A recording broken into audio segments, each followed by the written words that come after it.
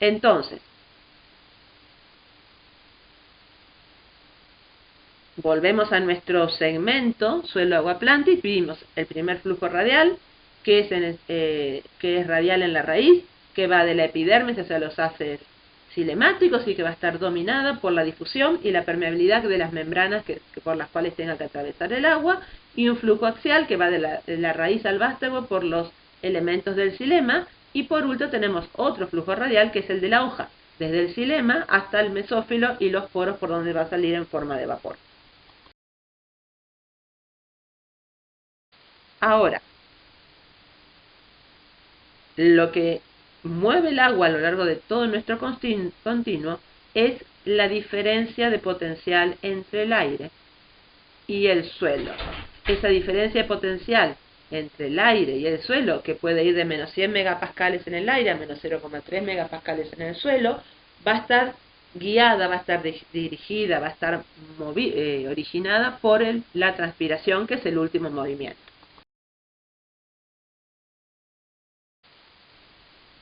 Ahora, volvemos a lo que nos interesa. Nosotros lo primero que queremos ver es cómo ingresa el agua a la raíz. Y la primera etapa es del suelo al xilema. Si estamos hablando de que la fuerza impulsora es el gradiente de potencial agua, quiere decir que lo primero que nos va a afectar es la diferencia de potencial entre el suelo y la interfaz entre el suelo y la raíz. Ustedes saben que hay una zona de suelo diferente, que es la que está metida entre las raíces, y el potencial agua del xilema de la raíz. Y su velocidad, una vez determinado que el gradiente es positivo, la velocidad con la cual se mueva va a depender de las resistencias que se presenten en ese suelo. ¿Cuáles van a ser las primeras resistencias que a ustedes se les ocurre que se van a presentar? Por supuesto, van a estar vinculados al suelo o a las condiciones que modifiquen ese suelo. Nos detenemos un poquito. Vamos a ver qué entendemos por suelo en fisiología vegetal. No nos interesan las capas profundas del suelo. Para nosotros, suelo son los últimos entre 20 o 50 centímetros o la zona en la cual se encuentran las raíces, que en general es una superficie porosa formada por infinidad de partículas sólidas de diferentes tamaños y composiciones químicas. ¿Sí? En el suelo, y va a estar formado por partículas tan grandes como la arena y tan pequeñas como la arcilla. Esta composición o combinación de diferentes partículas va a ser lo que va a determinar qué va a pasar con el agua una vez que se encuentre en el suelo y en qué grado va a ser retenida por ellas o la va a dejar pasar. Fíjense, lo que vemos en el gráfico a la derecha es dos suelos, uno con mucha composición de arena y el otro con mucha composición arcillosa, y cómo van los movimientos del agua a lo largo del tiempo. Se regó en un primer momento. Fíjense que en el suelo arenoso lo que predomina es la fuerza gravitatoria. En 24 horas llegó 72 pulgadas, son aproximadamente 2 metros de profundidad, metro y medio, 2 metros de profundidad. Y sin embargo, en el arcilloso, como los espacios son tan pequeños, actúan fuerzas de capilaridad. Y tarda mucho más a llegar a la misma profundidad, pero se expande hacia los costados. ¿Sí? Si yo hago un esquema y voy graficando cómo va a ser retenida en el suelo el agua a medida que yo agrego agua, tengo un primer momento donde tengo muy poco contenido de agua, perdón, muy poco contenido de agua que seguramente va a quedar rodeado a las partículas de suelo y que se llama punto de marchitez permanente. Ustedes se acuerdan que lo vimos, que es el momento en que la planta no va a poder absorber agua y probablemente muera. A medida que muevo el agua, estamos en la situación del medio, aumenta la cantidad de agua, no solo rodea las partículas, sino que queda agua en los espacios intercelulares y tenemos los diferentes grados de hidratación hasta la máxima cantidad de agua, donde toda el área del suelo va a estar saturada, y que llegamos a la capacidad de campo. Ustedes se acuerdan que capacidad de campo es el volumen de agua que queda retenido en el suelo luego de que lo inundé y lo dejé drenar una hora. Lo que queda permanente es lo que decimos que está a capacidad de campo. Son básicamente las tres situaciones que va a pasar un suelo. Si yo eso grafico Fíjense, ¿qué graficamos a la izquierda? Por un lado tenemos la cantidad de agua que le estoy dando al suelo, hacia arriba voy teniendo cada vez más cantidad de agua. Y en el eje de las X grafico tamaño de partículas, empezando con las más grandes, que es la arena, que puede tener hasta un 2 milímetros de diámetro, y terminando con la arcilla, que puede llegar a 0,02 milímetros de diámetro. Fíjense que en la arena, tanto el punto de marchitez como el de capacidad de campo, lo obtengo con valores muy pequeños de agua, es decir, queda muy poco agua retenida, es muy poca la cantidad que me va a permitir. Y a medida que me alejo hacia las arcillas, estos dos puntos se van distanciando cada vez más. Es decir, cuanto voy disminuyendo o combinando tamaños hacia un menor tamaño de partícula, mi probabilidad de retener agua y de llegar se va separando más, me da como un espectro más amplio de concentraciones de agua. Por supuesto, este no es el único factor que afecta la retención del agua, está afectada también por la presencia de materia orgánica, ¿sí? La cantidad de materia orgánica que va a interactuar también como un coloide, y la presencia de microorganismos que van a estar consumiendo agua, y la presencia de sales que disminuyen o aumentan el potencial hídrico del suelo.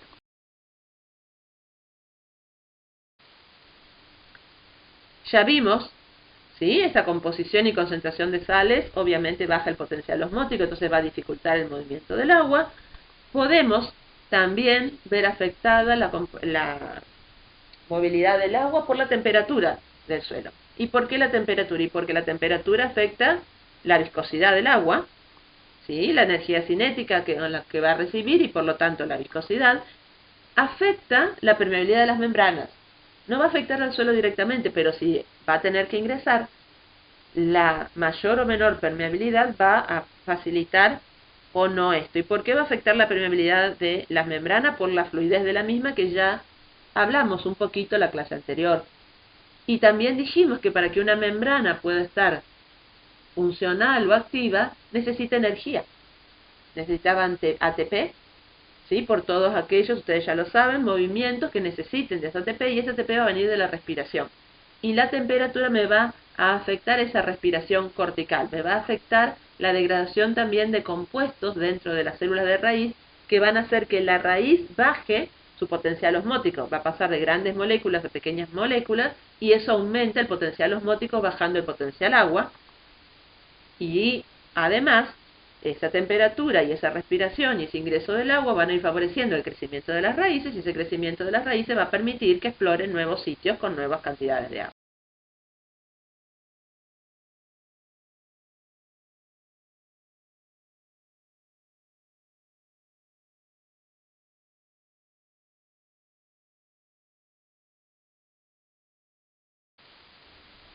Y otra de las características es la aireación del suelo, la presencia de oxígeno. Y acá sí es porque afecta directamente el crecimiento de la raíz, ¿sí? El crecimiento del sistema radical, la permeabilidad de las membranas y la producción de ATP.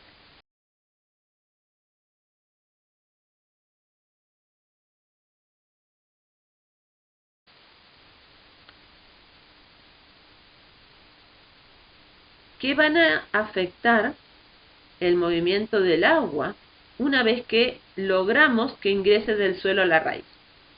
Por supuesto, la diferencia del potencial entre el suelo y la raíz, la diferencia de potencial con el xilema y las resistencias. Encontremos nuevamente. Uno de los factores que va a afectar es la arquitectura y la conductancia de las raíces. La arquitectura de la raíz, cuando hablamos de arquitectura, estamos hablando de longitud de las raíces, cantidad de ramificaciones y ángulo de las ramificaciones. La arquitectura óptima de raíz que tenga va a depender del tipo del suelo y la profundidad del agua, ¿sí? Y la conductancia va a estar afectada por la anatomía de las raíces y su morfología, que esto un poquito ya lo vimos. Lo que ustedes ven en la figura de la izquierda es una misma especie, en este caso es trigo, cómo se modifica la arquitectura de su raíz en tres situaciones diferentes de contenido hídrico en el suelo.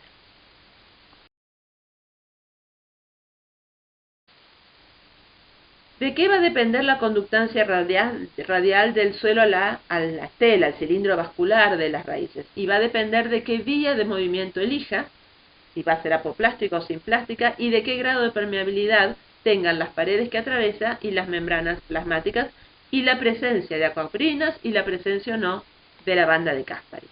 Y la conductancia axial va a estar afectada por número y diámetro de la estructura del xilema, así como por la aparición de una situación que se llama embolia.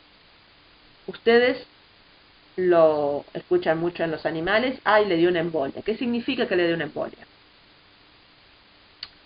Que le dé una embolia significa que ingresó una burbuja de aire en el conducto de movimiento de líquido, que en el caso de los animales es la sangre. En los vegetales la embolia significa exactamente lo mismo. Es la aparición de burbujas de aire en los vasos conductores de agua. ¿Y qué pasa cuando entra aire en una columna de agua? Bien, se corta la columna de agua porque rompe las fuerzas de cohesión de la columna y esa columna se rompe. Romperse, obviamente, no circula más. Dijimos que en el primer movimiento radial de la epidermis al xilema iba a estar influenciada por la permeabilidad de las membranas, básicamente de la membrana plasmática, porque la pared es una membrana absolutamente permeable. ¿Y de qué va a depender la permeabilidad? Y ya lo vimos, de la estructura, es decir, de cómo esté constituida, cuáles son los fosfolípidos presentes que dan mayor o menor fluidez a la membrana, la fluidez que tenga esta membrana y que sea funcional. Entonces acá volvemos a que la funcionalidad de la membrana precisa ATP, y si precisamos ATP, precisamos la fuente de ATP, que es la respiración. Quiere decir que cualquier situación que me complique la respiración radicular, falta de oxígeno, ¿sí? Falta de llegada de elementos orgánicos desde el sitio de producción de las hojas, bajas temperaturas, la presencia de inhibidores respiratorios, me van a afectar la permeabilidad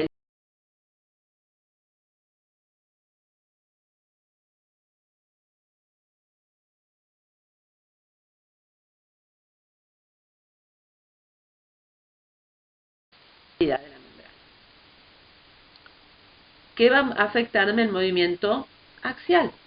Y bueno, básicamente la conducción del xilema es función de la distribución y el diámetro de los elementos, ¿sí? La longitud que tengan, el número de vasos y la resistencia a través de los vasos. Fíjense las diferentes estructuras de elementos que podemos. Ustedes saben que hay dos tipos o dos vías de células conductoras. Tenemos las traqueidas, típicas de las gimnospermas, que son células muy delgadas, que tienen como máximo 1 centímetro de largo, que están perforadas, ¿sí?, por complejos de membrana, ¿sí?, perforadas y tienen membranas, cuyo diámetro va entre 0,1 y 1 centímetro, perdón, cuyo diámetro va de 5 a 8 micrómetros y su longitud entre 0,1 y 1 centímetro, y que es típico de las gimnospermas. Y los vasos en las angiospermas, y cada vaso va a estar compuesto por elementos de vaso, ¿sí? Los vasos pueden tener de 1 centímetro a longitudes mucho mayores, y cada elemento de vaso se caracteriza por ser muy cortito pero muy ancho. Y estos se tienen los extremos completamente abiertos o con perforaciones, y que esas perforaciones pueden ser simples, una membrana puede estar cubierta por una membrana simple, o tener paredes terminales engrosadas, o en el centro una pared primaria muy engrosada, que ustedes la conocen como toro.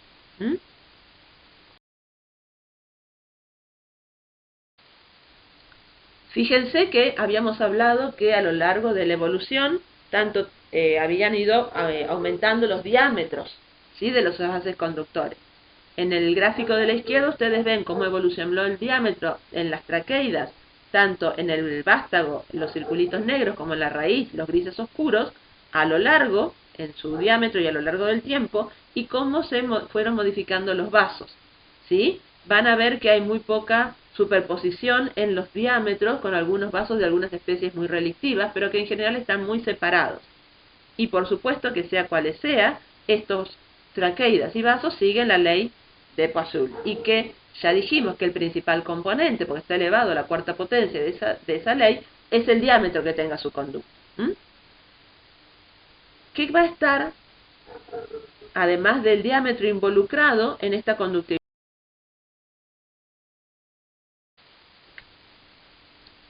Y lo que va a estar modificando esta conductividad hidráulica es que el xilema es una tubería vulnerable. Y es una tubería vulnerable porque para que funcione bien, la columna de agua tiene que ser un continuo.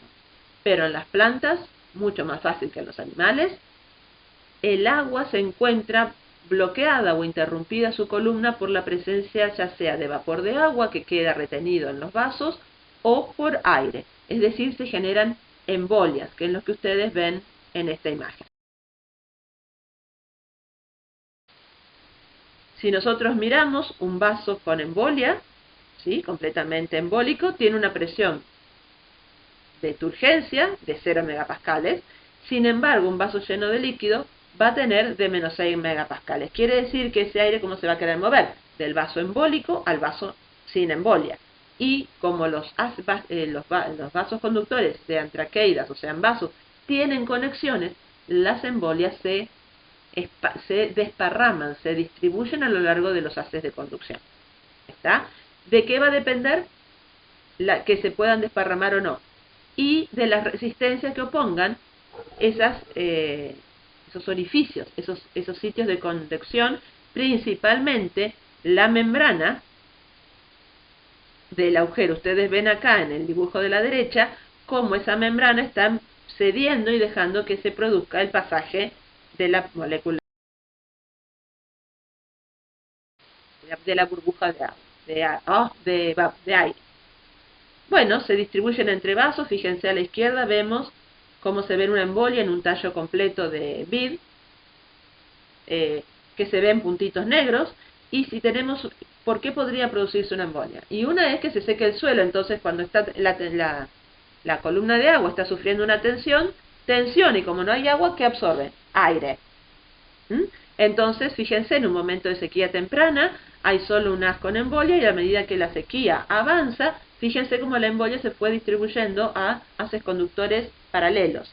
Y cuando se puede hacer por un sistema de tinción, fíjense como en amarillo se muestra cómo fue pasando del primer tubo cilemático con embolia hacia los tubos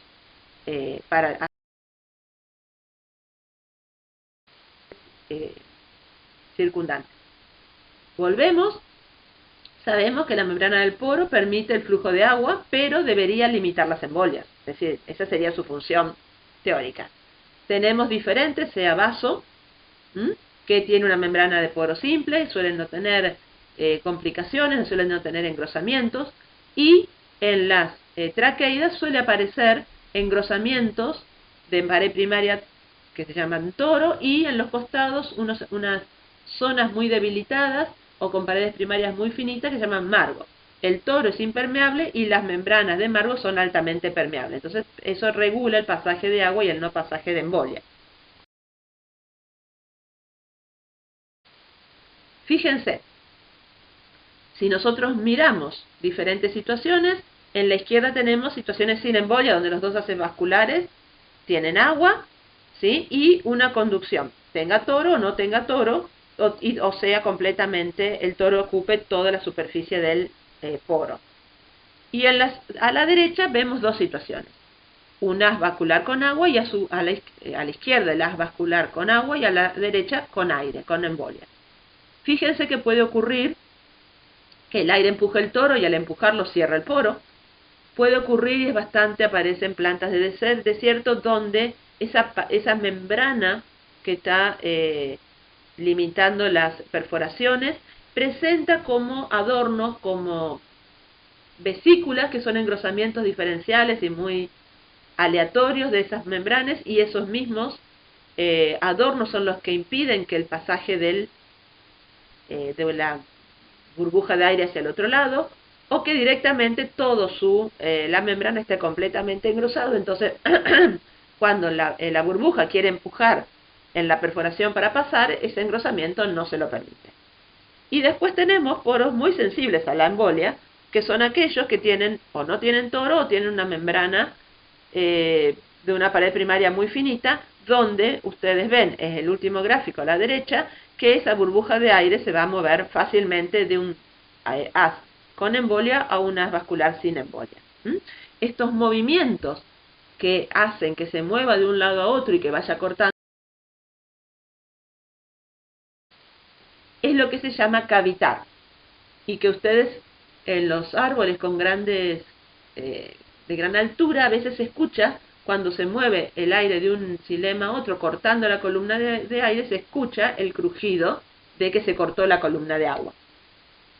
Eso permite el conocer este sistema de embolias y las resistencias presentes a embolias, generar la vulnerabilidad que tienen las plantas a las embolias.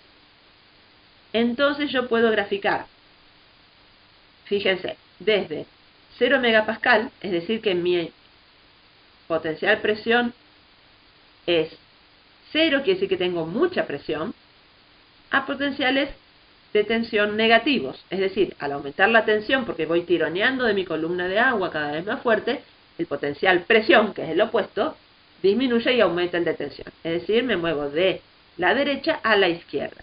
Y puedo mostrar el incremento en la proporción de conductos con embolia en el eje de la SIN, todos embólicos o ninguno embólico. Fíjense que a medida que tengo tres curvas, ¿sí?, que va a depender de la especie, del tipo de xilema que presenten, y van a tener diferentes vulnerabilidades. ¿Eso qué me va a indicar? Y bueno, de acuerdo a la vulnerabilidad que tengan las plantas a las embolias, se irán ubicando en diferentes ambientes. ¿Por qué? Porque en el conducto hay dos cosas que no pueden ser juntas. El xilema puede tener una muy alta eficiencia hidráulica, es decir, puede mover agua con mucha eficiencia y a mucha distancia, o puede tener resistencia a las embolias. Las dos cosas no pueden. O conduce muy bien el agua o evita la ruptura de la columna de agua. Entonces, según una u otra, es el ambiente donde se va a ubicar. Aquellas plantas que están ubicadas en ambientes húmedos, normalmente tienen haces con muy buena conducción del agua, pero que con muy poca resistencia a la embolia, porque es muy raro que se desequen y entren burbujas de aire, ¿sí? Y a la inversa, los de ambientes un poco más secos, ¿sí? Así, hablando en una norma muy general, ¿no? ¿Qué me puede producir, una embolia? Ya dijimos, sequía, que es la más común, que haya un congelamiento del suelo, entonces el agua se hace hielo y no puede ingresar a la pared, o la presencia de insectos que inserten su estilete hacia el floema y en su pasaje hacen entrar agua a los haces del xilema. Esas son las tres causas principales.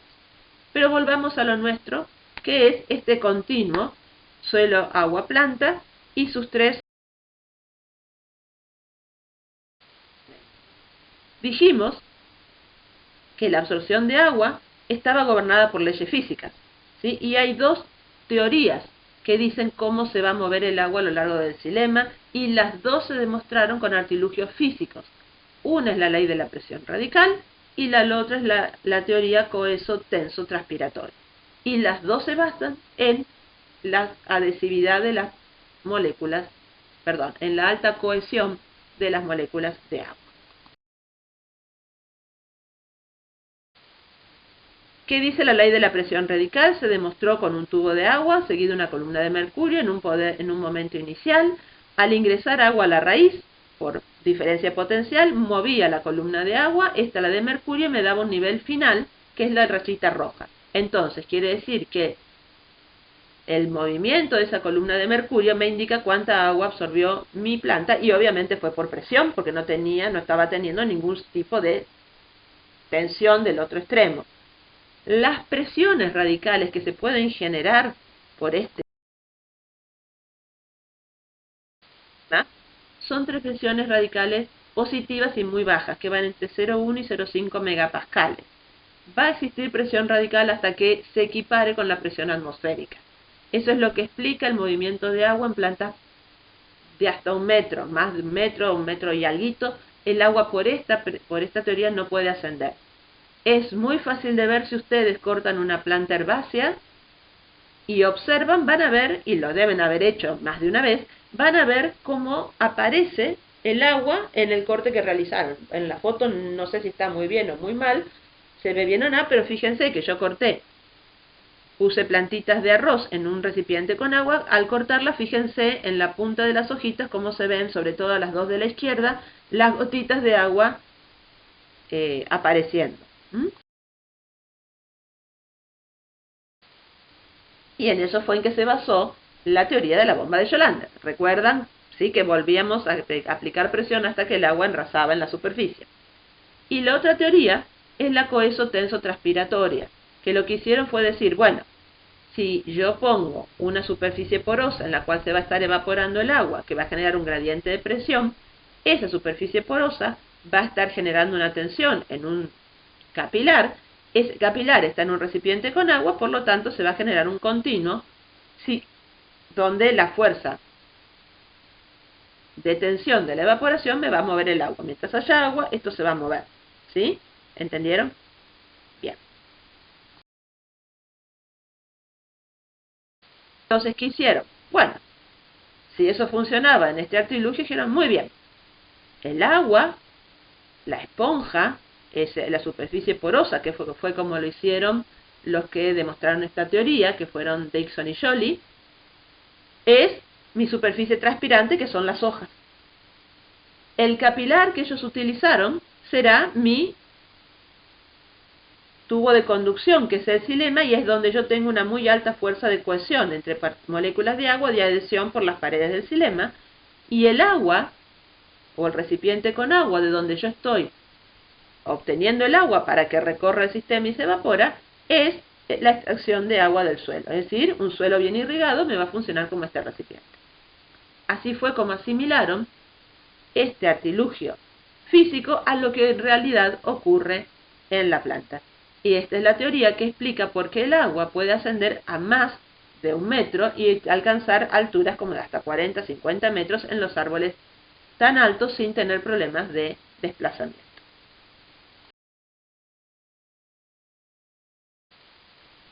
Hoy vemos hasta acá. Esta teoría la vamos a ver en 2 partes. Continuamos la clase que viene con el último momento, el último módulo, cómo se mueve en la hoja y se pierde al ambiente esta columna de agua. ¿Qué factores afectan esto? Y cómo es que, así como las acuaporinas regulan el movimiento en las membranas, como estos poros por donde sale el vapor de agua tienen sus movimientos regulados. Por supuesto, la bibliografía la encuentran en la página de la cátedra. Acá está lo que yo les sugiero. Este tema está muy bien en cualquiera de los libros que ustedes busquen. Y recuerden que siempre van a encontrar bibliografía en el programa en la unidad 3. Nos vemos en la próxima clase para continuar con esta unidad.